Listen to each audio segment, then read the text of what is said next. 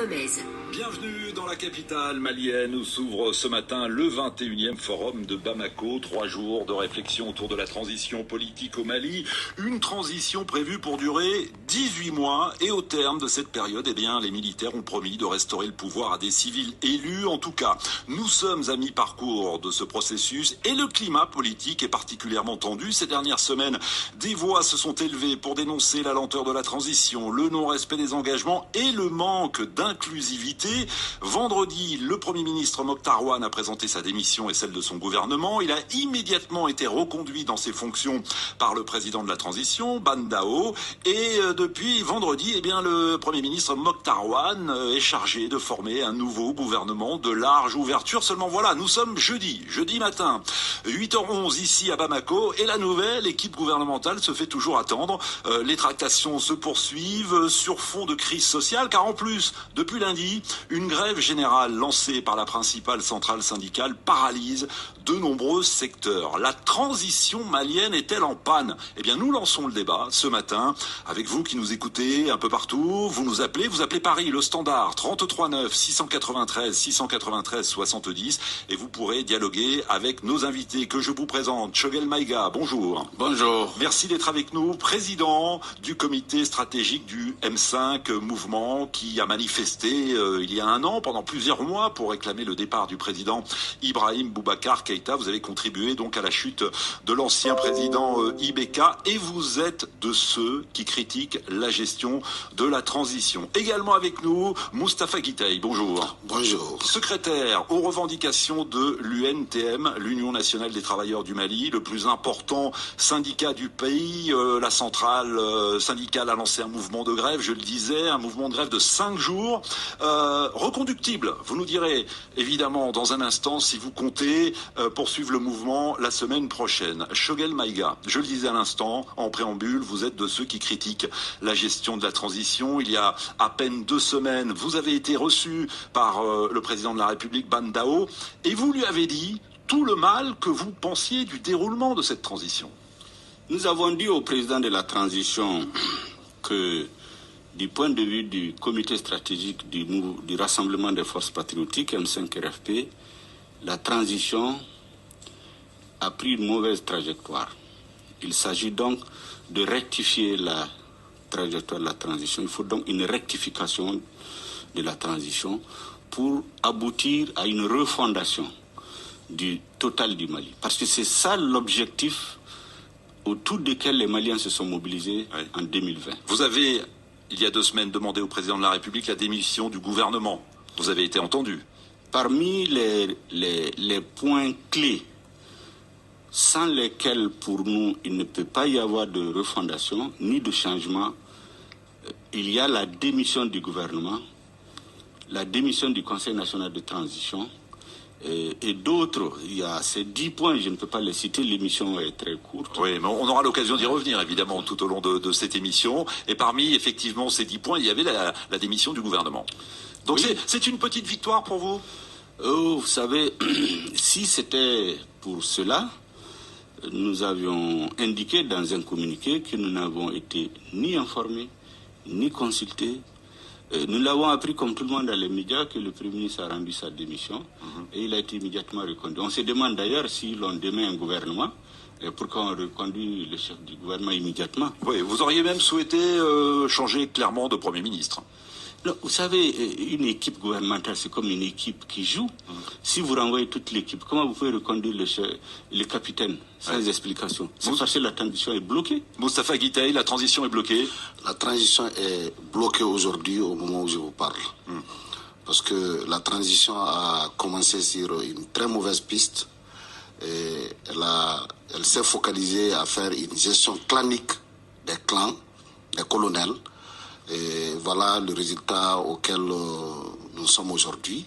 Cette transition est bloquée et cette transition a méprisé l'INTM qui n'a jamais été consulté dans quoi que ce soit. Donc une rectification s'imposait. Absolument. Oui.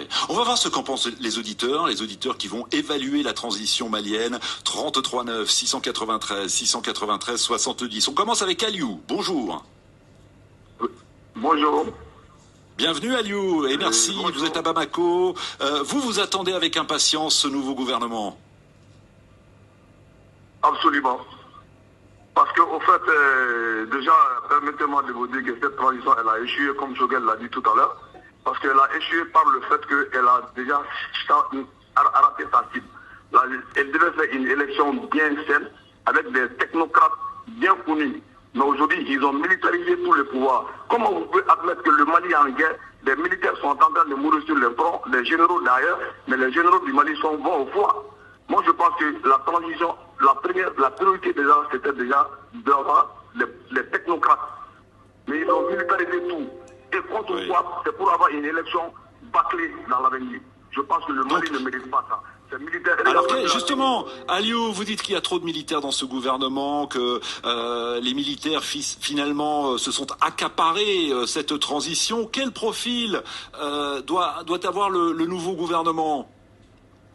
Le nouveau gouvernement doit avoir les profils des technocrates et des hommes qui maîtrisent le pays. Notamment aujourd'hui, il ne faut pas qu'on se lève. Quoi qu'on dise, cette révolution, ça appartient au M5. Aujourd'hui, consulter le M5 dans tout ce qu'on fait, et quelles qu'en soient les données, aujourd'hui, c'est la victoire. Les militaires même ont dit qu'ils doivent la victoire au M5. Pourquoi oublier le M5? Déjà, il y a un problème. Ouais. Ils ont menti à tout le peuple. Alors, Shogel Maïga vous répond, vous avez l'impression d'avoir été oublié depuis le début de cette transition? Non, le M5 a été purement et simplement ignoré. Vous vous souviendrez que le 18 août 2020, les militaires avaient dit clairement qu'ils sont venus parachever la lutte du M5 pour instaurer une transition politique civile. Au lieu de cela, nous avons eu droit pratiquement à un régime militaire qui ne dit pas son nom. Vous savez, un régime politique, un gouvernement doit avoir minimum 3 caractéristiques principales. La première, il doit être légitime.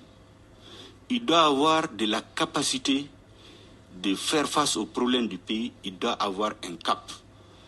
La transition actuelle a un déficit chronique, j'allais dire congénital, de légitimité, d'expertise, donc des capacités de résoudre des problèmes du pays et d'absence totale de cap. Ouais. Il ne peut pas réussir. Moustapha Guitey, pour vous aussi, l'armée s'est appropriée la transition? Absolument. Vous savez, Juan, nous assistons à une déliquescence de l'État. Aujourd'hui, au moment où je vous parle, la transition, elle a très mal débuté et elle a ignoré la principale organisation centrale des travailleurs du Mali, qui est l'INTM. Donc aujourd'hui, nous sommes en train de gérer les conséquences de la mauvaise gestion de cette transition. Moins de militaires dans le futur gouvernement, Shogel Maïga, ou plus aucun militaire? Non, ce n'est pas la question des militaires à proprement parler.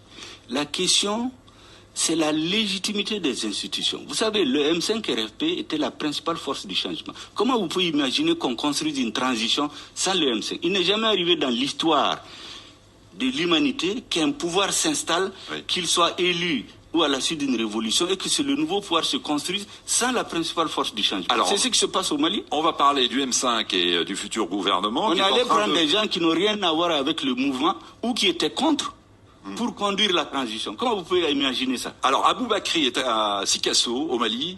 Il souhaite également dialoguer avec nos invités. Bonjour Aboubakry. Oui, bonjour Juan, bonjour à tous. Et comme une grande majorité des auditeurs ce matin, vous souhaitez revenir sur la démission du gouvernement et les tractations qui sont en cours? Oui, moi je pense que cette démission n'était vraiment pas nécessaire parce qu'elle casse l'élan de la transition. Le temps de la transition est tellement précieux qu'on ne doit pas tergiverser, on ne doit pas traîner autour de qui doit occuper tel poste, qui doit participer au gouvernement et qui ne doit pas le faire. Je pense que la transition a des objectifs qui sont vitaux pour la survie, même pour l'existence de notre pays, à savoir le rétablissement de la sécurité, la mise en œuvre de l'accord, la dissolution des milices, etc., etc. Et je crois que la transition doit carrément s'atteler à ça. Et donc pour vous, c'est intéressant, vous disiez à l'instant, Aboubakry, que la démission du gouvernement casse l'élan de la transition. Le M5, évidemment, fait part depuis des semaines et des semaines de son mécontentement. Vous avez l'impression que le M5 veut sa part du gâteau dans cette transition? Mais absolument, le M5 n'a aucune légitimité pour revendiquer quoi que ce soit. Parce que ceux qui animent aujourd'hui les M5 sont ceux qui ont géré ce pays-là pendant plus de 30 ans et qui l'ont amené à la faillite. Je suis désolé de le dire, mais c'est la réalité. Eh bien, vous l'avez dit. Vous l'avez dit, Choguel Maïga vous écoute, il vous répond. Choguel Maïga. Vous savez, de toutes les façons, ce discours est destiné aux gens qui ne comprennent pas grand-chose dans les processus politiques. Et puis, c'est dans les grains, comme on le dit. Enfin, admettez, Choguel Maïga, que vous ne puissiez pas faire l'unanimité et que certains... Mais c'est normal, oui, normal. Même Dieu qui a créé les hommes ne fait pas l'unanimité. Donc, seulement, c'est un discours qui ne peut pas prospérer. On ne peut pas se prévaloir du fait que certains responsables du M5 aient occupé des postes de responsabilité pour justifier, pour dire que le M5 n'a pas de légitime. Mais le monsieur qui parle, il était où? Du 5 juin au 18 juillet. Il était où? C'est ça le problème de la transition. C'est que la transition... Vous dites il était où à Aboubakri de Sikasso, en référence aux dizaines de milliers de personnes qui marchaient dans les rues de Bamako. Eux, il fait partie de ceux qui ne voulaient pas de changement. Et malheureusement, la transition est bloquée parce que c'est avec des personnages du genre que les militaires ont voulu construire la transition. C'est-à-dire ceux qui se sont opposés au changement et ceux qui disent qu'ils n'avaient rien à faire. Lui qui fixe aujourd'hui des orientations à la transition. Mais pourquoi le peuple s'était soulevé? Oui. Les revendications du peuple, il n'y a aucune d'entre elles. Aucune des revendications qui étaient à la base du soulèvement qui est réglée par la transition. Il parle d'élan de la transition. Sur 18 mois, 9 mois, tout le monde constate qu'on est au point mort. Oui, on est à mi-parcours de la transition. Il n'y a pas d'élan. Il n'y a rien du tout. Elle fait du surplace. Alors justement, le pays s'apprête à vivre l'acte 2 de la transition avec probablement, dit-on, dans la journée, l'annonce du nouveau gouvernement. Choguel Maïga, vous avez été reçu par le Premier ministre. Oui. Pas vous personnellement, mais le M5. Où en êtes-vous dans les négociations? Exigez-vous une place au gouvernement? Il n'y a pas de négociation à proprement parler. Nous avons écouté le Premier ministre. Le compte rendu a été fait au comité stratégique qui en a pris acte et dit qu'il a adressé le 17 août une correspondance au président de la transition. Le 17 mai. Une correspondance au président de la transition où il pose les problèmes. Nous attendons la suite à cette lettre-là, avant d'entrer dans quelques négociations que ce soit. Il est 8h23 ici à Bamako, dans la capitale malienne, 33 9 693 70. Bonjour Chérif. Bonjour M. Ron. Bienvenue sur l'antenne de RFI, vous êtes à Bamako, dans la capitale. Vous nous interpellez, vous, sur cette grogne sociale qui monte Tout à fait, M. Moi, je dis que le gouvernement a un peu négligé les revendications de l'UNT, mais voilà qu'on est là devant une situation vraiment catastrophique.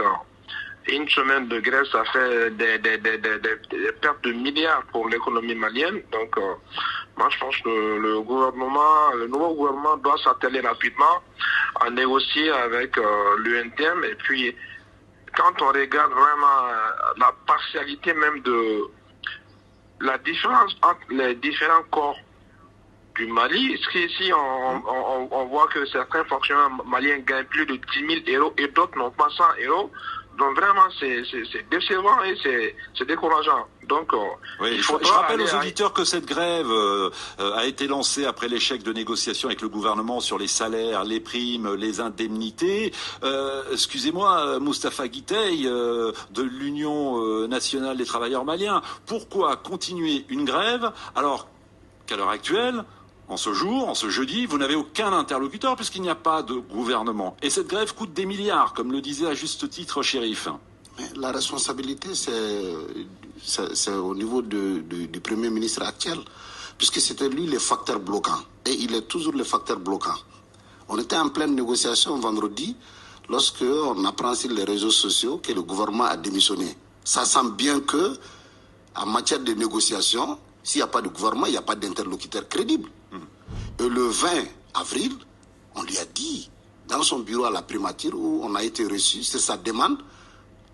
Mais moi, je lui ai clairement dit que monsieur le Premier ministre, puisqu'il parle il dit qu'il ne maîtrise pas certains dossiers de certains ministres qui ne sont pas dans la salle. J'ai dit, monsieur le ministre, Premier ministre, si c'est le cas, ça veut dire que c'est vous, réellement, le blocage. Je lisais la presse malienne, évidemment, ces derniers jours, et mes confrères de Mali Web s'interrogeaient avec cette question. Comment les autorités ont-elles laissé la situation pourrir à ce point? Ce gouvernement de transition n'a aucune vision. Gouverner, c'est prévoir. En réalité, c'est ça, en réalité. Donc, ils avaient un calcul, et là, nous, on a vite compris, c'était de pouvoir dynamiter notre centrale. Ils ont utilisé toutes sortes de stratégies. Malheureusement, hélas, ça n'a pas marché. Jusqu'au niveau primatorial, jusqu'au plus haut sommet de l'État, nous sommes informés car nous sommes représentés au niveau de tous les segments de l'administration. Que va-t-il se passer à partir de lundi? Mais lundi, la grève va continuer jusqu'au vendredi encore.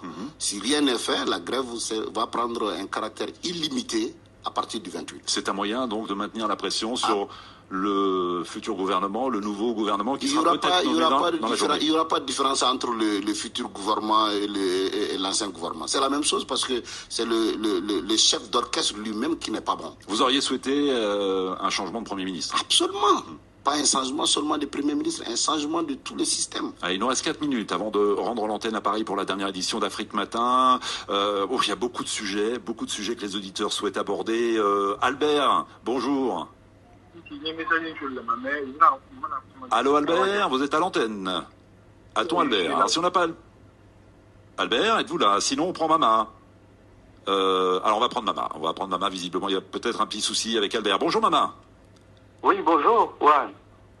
Bienvenue, merci de nous accueillir à Bamako, dans votre ville. Vous souhaitiez dialoguer avec nos invités sur l'un des chantiers de la transition, à savoir la révision constitutionnelle. Tout à fait.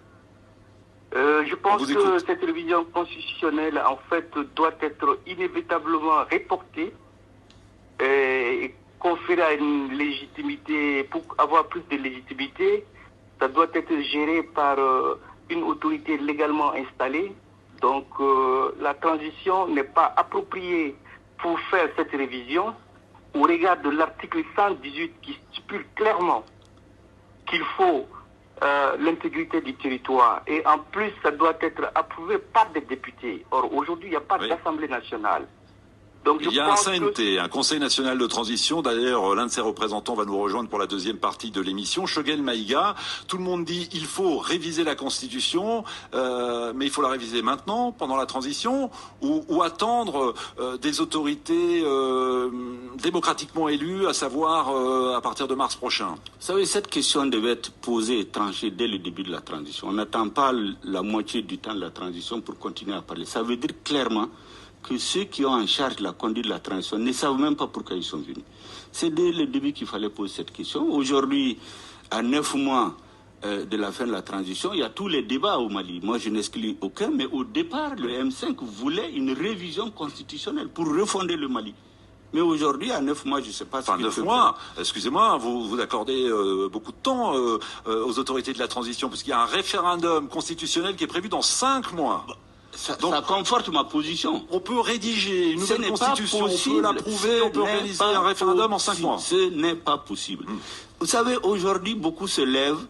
Oui, comme on est au milieu du temps, il ne reste pas beaucoup de temps, il faut voir le périmètre, il faut enlever certains sujets. Mais à ce rythme-là, à 3 mois, on va nous dire encore que sur les 18 mois, sur les 15 mois, rien n'est fait. Il reste 3 mois, donc il faut juste installer un président et partir. Et donc vous craignez, mais il y aura des problèmes. Craignez-vous un report des élections législatives et présidentielles? Moi, je ne crains rien. Ces autorités doivent rendre au peuple la victoire qui a été confisquée pour qu'il puisse conduire ses destinées avec des institutions légitimes et des gouvernements expérimenté qui a les capacités de résoudre les problèmes. On arrive à la fin de cette première partie. Choguel Maïga, merci infiniment d'être venu dans ce studio, le studio RFI à Bamako. Vous ne souhaitiez pas, et vous ne souhaitez toujours pas, être aux côtés de Souleymane Dey du Conseil national de transition. Pour quelle raison? C'est une institution pour nous au stade actuel qui n'a pas de valeur. D'ailleurs, je quitte ici, je vais à un point de presse tout de suite, une conférence de presse des avocats du M5, pour expliquer pourquoi nous demandons la dissolution pure et simple de cette institution. Tout de suite, je vais à ce point, donc je n'étais pas indiqué de venir m'asseoir. Bon, en tout cas, merci infiniment Choguel Maïga d'avoir été avec nous. Moustapha Guitaï, vous restez évidemment dans ce studio et on accueillera dans 10 minutes Souleymane Dey du CNT. Juan Gomez. De retour dans la capitale malienne à l'occasion du 21e forum de Bamako qui s'ouvre en ce moment même. Nous dressons un état des lieux de la transition. Quelles sont les avancées, les échecs depuis le coup d'État qui a renversé l'ancien président Ibrahim Boubacar Keïta en août dernier? Quels défis reste-t-il encore à relever pour mener à bien cette transition qui est censée rendre le pouvoir aux civils dans tout juste 9 mois?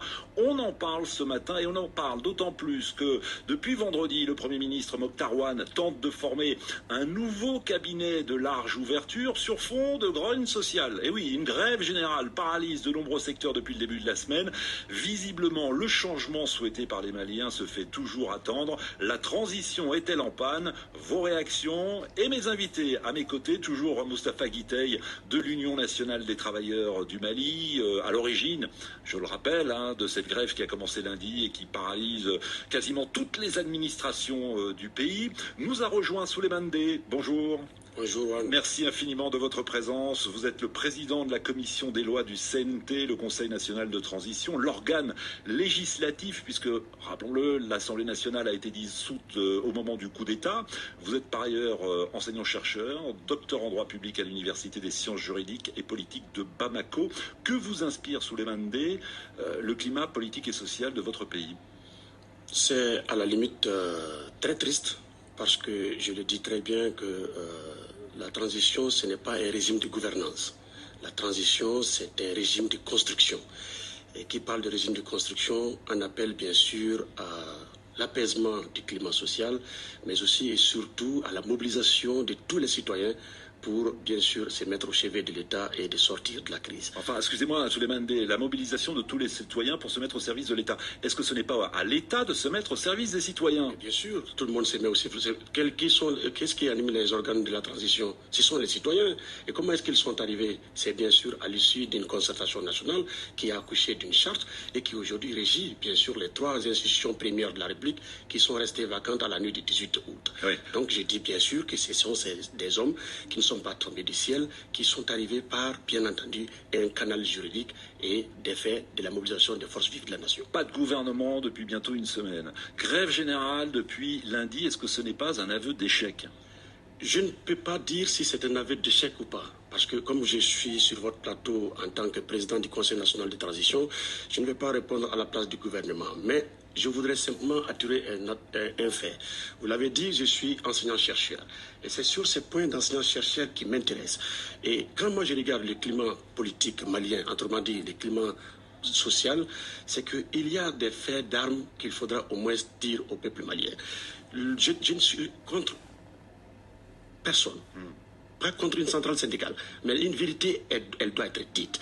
Les textes qui régissent les droits de grève au Mali et les droits syndicaux au Mali sont des textes qui datent, je l'ai dit, du régime Moussa Traoré.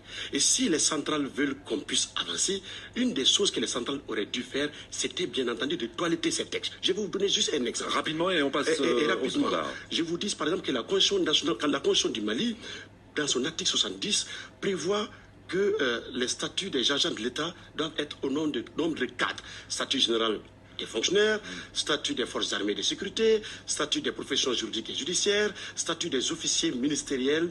Et ça, c'est la Constitution qui le dit. Et donc, on voit bien sûr que les... dire quoi, alors? Tout ça pour dire que les syndicats sont dans une démarche, puisque c'est un rapport de force, qui ont poussé le gouvernement à des violations massives des textes. Aujourd'hui, nous avons près de 16 statuts autonome alors que la Constitution n'en prévoit que 4. Donc en gros, vous dites la situation sociale, elle est telle qu'elle est aujourd'hui à cause des syndicats. Bien sûr, les syndicats sont pas respectueux des textes de ces pays-là. Alors, Moustapha Guitey? Pour vous dire tout simplement que lui-même, il n'a aucune qualité parce que le CNT est illégal. Le CNT, quand on parle de toilettage des textes, le CNT, la Constitution du Mali ne le prévoit pas. Donc, très honnêtement, ce qu'il dit, c'est une contre-vérité. Oui. Et c'est l'État d'ailleurs qui a créé, qui a donné tous ces statuts particuliers pour tout simplement dynamiter l'INTM. Donc vous dites en substance, le CNT n'a aucune légitimité, donc vous n'avez aucune légitimité aujourd'hui. Non, aucune leçon. Aujourd'hui, je vais vous dire, il y a 16 000 enseignants communautaires qui n'ont que 25 000 francs comme salaire et un CNT de 121 membres illégalement mis en place sur les réseaux sociaux d'ailleurs, perçoivent à peu près les mêmes émoluments que les députés élus. Alors vous savez quoi, violation flagrante de la loi. Alors on parle du CNT, on va accueillir, on accueille Isiaka justement qui souhaite nous interpeller sur ce Conseil national de transition. Bonjour Isiaka. Bonjour Juan et bonjour à tous les auditeurs de RFI. Bienvenue dans ce débat passionnant. Et Juan, moi je regrette d'entendre que les CNT et les organes de la transition ont été des organes inclusifs, je regrette. Et moi je prends l'exemple sur les CNT les CNT ne reflètent pas les quotas qui avaient été donnés par les forces vives de la nation. Les CNT, malheureusement, est un exemple du fait du mépris de ceux qui tiennent aujourd'hui le pouvoir de la transition. Les CNT n'a jamais été inclusif parce que 90% aujourd'hui des membres du CNT l'ont été parce qu'ils ont été proches des militaires ou proches des militaires. Je m'explique. Lorsqu'il y a eu la charte de la transition qui avait été éditée ici, avant cela, c'est les forces vives de la nation qui ont discuté. Mais je vous dis, la charte de la transition ne reflète pas la réalité des débats qui ont eu lieu. Et c'est comme ça le président Bandao, lorsqu'il a demandé au vice-président de désigner les membres du CNT en tenant compte des quotas donnés par les forces vives de la nation, je regrette. Il n'y a jamais eu le quota qui a été respecté. Ils ont pris des anges qu'ils ont connus. Et donc, je dirais des anges qui sont tombés du ciel. Voilà. Souleymane D, vous êtes tombé du ciel? Écoutez, je crois qu'on avait fait ce débat. Mais s'ils veulent revenir là-dessus, je vais répéter encore une fois de plus. On nous parle de légitimité. À moins qu'on me donne la définition qu'on donne de la légitimité. J'entends beaucoup. Le docteur Shogel Kokala Maïga était là. Il en parlait, il parle de l'illégalité. Moi, je ne veux pas avoir un débat de subjectivité. Moi, je suis dans le débat objectif. Je vous donne juste un exemple. Lui, Shogel Kokala Maïga, par exemple, qui a parlé d'illégalité, d'illégitimité, où est sa légitimité à lui-même? Il est du FSD. Shogel Kokala Maïga n'est même pas du FSD. Il était venu aider... Bon, non, attendez, il n'est pas là pour se défendre. Non, mais attendez, mais il avait un débat. Pourquoi il a refusé de faire le débat? La contradiction, c'était ça. Parce qu'il ne reconnaît pas la légitimité. Mais il ne peut pas dire cela. Légitimité, ça veut dire quoi? On est 8 millions d'électeurs dans ces pays. Combien se mobilisent pour aller aux urnes? 2 millions. Combien élisent le président? 1 million. Lorsque la rue arrive à chasser un président du pouvoir, qu'on arrête dans ces pays de parler de légitimité et qu'on se pose les vraies questions. Une rue ne doit pas réussir à faire partir un président qui est démocratiquement élu, et si la question de légitimité doit se poser. Et alors, dans tous les pays où il y a eu le CNT, qu'on nous arrête de parler de légitimité, parce que moi je suis dans l'objectivité. Et l'objectivité, je le dis, il faut bien sûr qu'on le dit, Shogel Kokala Maïga est dans le FSD seul. Il n'y a pas un seul autre membre du MPR là-dedans. Bon. Il a été désigné pour présider les réunions. Chaque fois que Soumaïla Cissé n'était pas là. Alors, donc moi, je ne vais pas parler de ça. Je reviens au CNT. Vous en parlez quand même. Non, je le dis parce qu'à un moment donné, il faut qu'on arrête. Bon. Au CNT, le décret portant désignation des membres du Conseil national de transition a été signé par le président de la transition, Bandao. Et sur la base de l'article 13 de la charte qui énumère les composantes qui doivent être dans le CNT. Qu'on me donne une seule composante énumérée dans la charte de la transition et qui ne se retrouve pas dans le CNT. Une seule composante. Alors justement, et ça, vous ne trouverez pas une composante qui n'est pas dans la charte. Dans le Conseil mon voisin de droite, Moustapha Guitey, lève le doigt. Oui, le CNT est dans l'illégalité, et dans la forme et dans le fond. Parce que le CNT, c'est des amis de grains qui l'ont constitué, mais le décret, c'est sur les réseaux sociaux que nous, on a appris qu'on devait donner 2 personnes et on n'avait que 48 heures, moins de 48 heures. C'est le décret qui a convoqué les organisations à amener leurs CV. C'est sur les réseaux sociaux. Alors, au moment où je vous parle, officiellement, nous n'avons jamais reçu, aucune structure d'ailleurs n'a reçu vraiment le décret en question, les invitant à venir mettre en place le CNT. Et ce CNT a été mis en place par des amis des militaires, des militaires. S'il vous plaît, vous parlez de légitimité. Le président de la transition. Moustapha Guitey, s'il vous plaît, on ne va pas faire les 20 minutes. On ne va pas consacrer les 20 minutes au CNT. Parce qu'on est dans un régime d'exception. Allez, il y a des auditeurs qui patientent au standard et surtout beaucoup d'auditeurs qui nous écoutent en ce moment à travers le Mali. Mohamed, bonjour. Oui, bonjour. Vous n'êtes pas du tout optimiste quant au futur gouvernement qui pourrait être annoncé, dit-on, ce soir ou demain? Pas du tout, parce qu'en réalité, le chef d'orchestre n'est pas bon. Et il a été choisi en réalité parce qu'il est incompétent. Il a été choisi parce qu'en réalité, il est manipulable. Il a été choisi en réalité parce qu'il ne peut rien régler. C'est un rattaché. C'est un premier ministre rattaché, c'est un vice-président rattaché, et ça, c'est pas moi qui le dis, c'est le 4e vice-président du CNT qui le dit. C'est des gens rattachés qui ne sont pas venus pour régler les problèmes du Mali. Et ce que je veux dire au monsieur du CNT qui est sur le plateau, Shogel n'est pas son égal. Shogel est légitime, Shogel c'est un président du parti. Sur le plan politique, Shogel n'est pas son égal. Sur le plan intellectuel, Shogel il ne peut pas se comparer à Shogel. Je ne voudrais pas qu'on personnalise le débat. Ok, Bon, ok, Mohamed. tout à fait. Maintenant, par rapport aux officiers qui sont en train de nommer à la tête des administrations, moi je serais tout plutôt d'accord qu'on nomme des colonels dans les régions du Nord et dans les régions du Centre, à la tête des communes par exemple, parce qu'il y a des communes qui n'ont plus d'administrateurs, il y a des communes qui n'ont plus de directeurs d'école, il y a des communes qui n'ont plus d'enseignants. Donc on peut carrément envoyer ces colonels-là, puisque moi je n'arrive pas à comprendre, nous sommes dans un pays en guerre et on se comporte comme si on est aux États-Unis. C'est pas possible. Comment on peut nommer des colonels, des officiers supérieurs qui sont censés faire la guerre, on les amène à Bamako pour les nommer directeurs par-ci, directeurs par-là. C'est impensable. Et notamment directeur d'hôpitaux, hein, c'est le cas du directeur du CHU Gabriel Touré, remplacé par un militaire, certes médecin mais militaire tout de même. Les exemples sont très nombreux. Shogel Maga, avec toutes mes excuses. Souleymane Dey, pardon. Ce futur gouvernement, il doit compter moins de militaires? Ben écoutez, donnez-moi le nombre de militaires qui se trouvent dans ce gouvernement. Ils en sont 5. Et donnez-moi le nombre de militaires qui étaient dans tous les anciens autres gouvernements. En fait, aujourd'hui au Mali... Mais il ne s'agit pas simplement... La transition ne se résume pas, excusez-moi, au gouvernement. Ce sont toutes les institutions du pays. C'est toutes les institutions du Mali. Qu'on me donne le nombre exact de militaires qui se trouvent à ces postes-là. Qu'on arrête les fixations des personnes. Et moi, je l'ai dit, je ne suis pas ici pour un débat de subjectivité. Je suis ici pour un débat objectif. Je l'ai dit que la Constitution du Mali de 70, qui est complétée aujourd'hui par la transition, prévoit la création de 4 statuts. Et j'ai énuméré les statuts. Attendez, je vous le dis clairement. Et par la force des choses, les syndicats, en sachant très bien qu'ils sont dans une approche de violation des textes, je le répète, sont parvenus quand même à pousser tous les régimes passés à aller jusqu'à la création près de 16 statuts autonomes. Oui, vous l'avez déjà dit. Non, je l'ai dit. Et là, les questions de primes et d'indemnités dans ces pays sont régies par encore une ordonnance de 1979. Oui, on revient au climat social. C'est ça le climat social. Oui, parce que les textes qui régissent aujourd'hui, ces climats sociaux sont des textes qui datent de 1979, de 1997 et de 1990. Donc, depuis sous Moussa Traoré, les syndicats ne sont pas parvenus à nous faire les propositions et avec le gouvernement à réussir à mettre les textes, bien sûr, en adéquation avec le temps. L'auditeur en question ne nous interpellait pas du tout sur le climat social. On a largement eu l'occasion d'en parler depuis le début de l'émission. Il parlait justement de la légitimité des militaires au gouvernement et dans les institutions. Je voudrais qu'on repasse au standard. Le temps passe très très vite. Oumar, bonjour.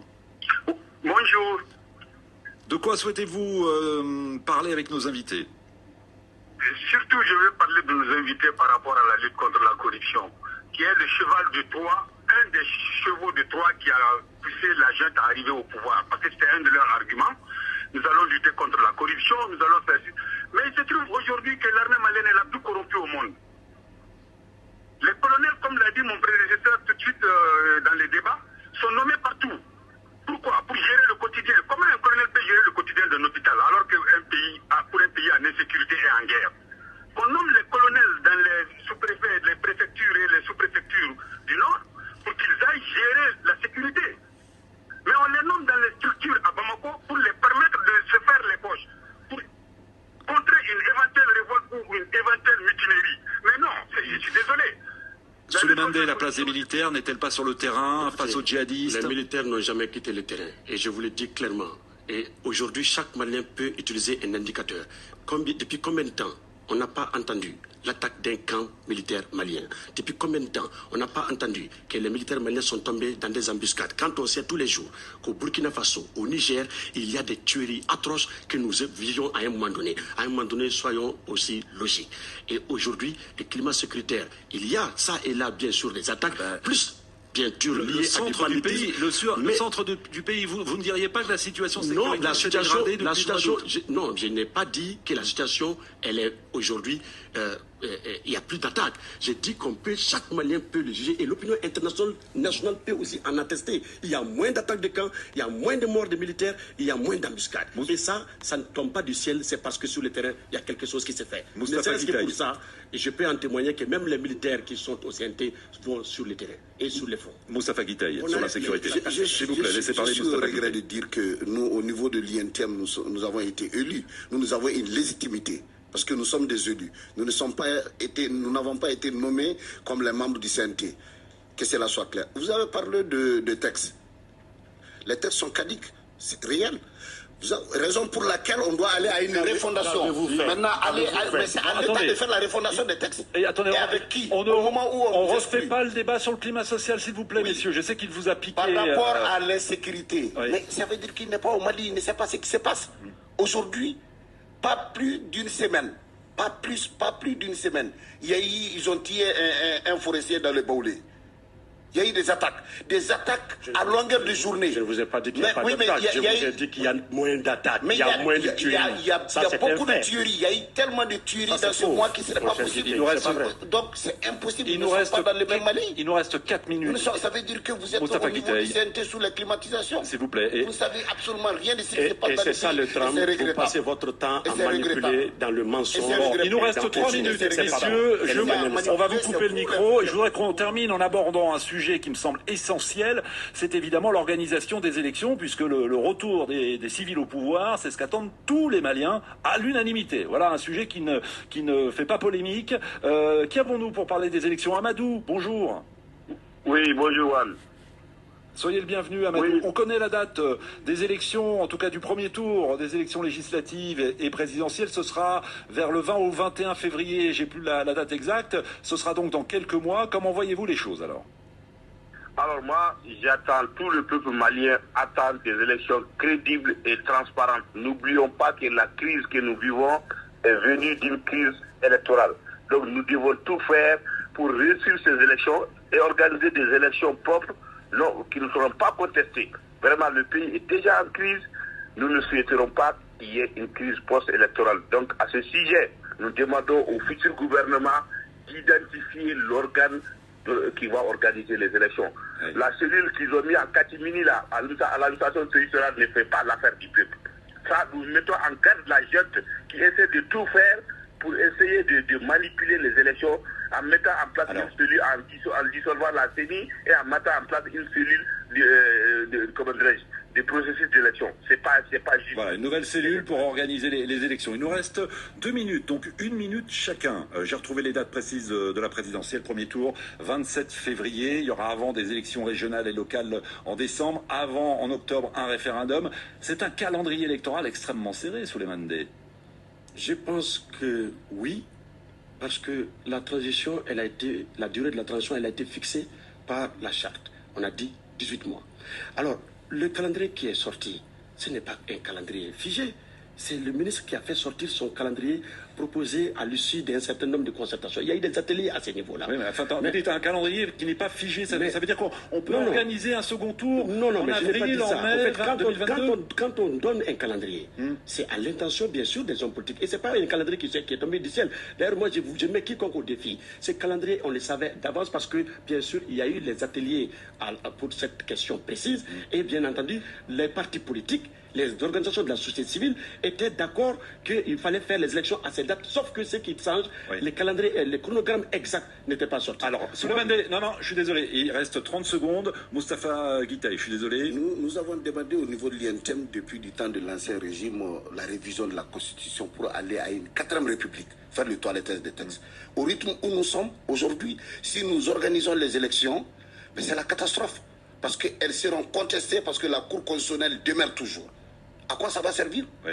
À quoi ça va servir? Donc on organisera des élections en février-mars prochain qui seront forcément contestées, c'est ce que vous dites. Le débat est loin d'être clos, mais on est obligé de rendre l'antenne, puisque vous savez quoi, je vous présente Caroline Paré. Elle est à Paris pour Priorité Santé. Bonjour Caroline Paré. Bonjour Juan, bonjour à tous.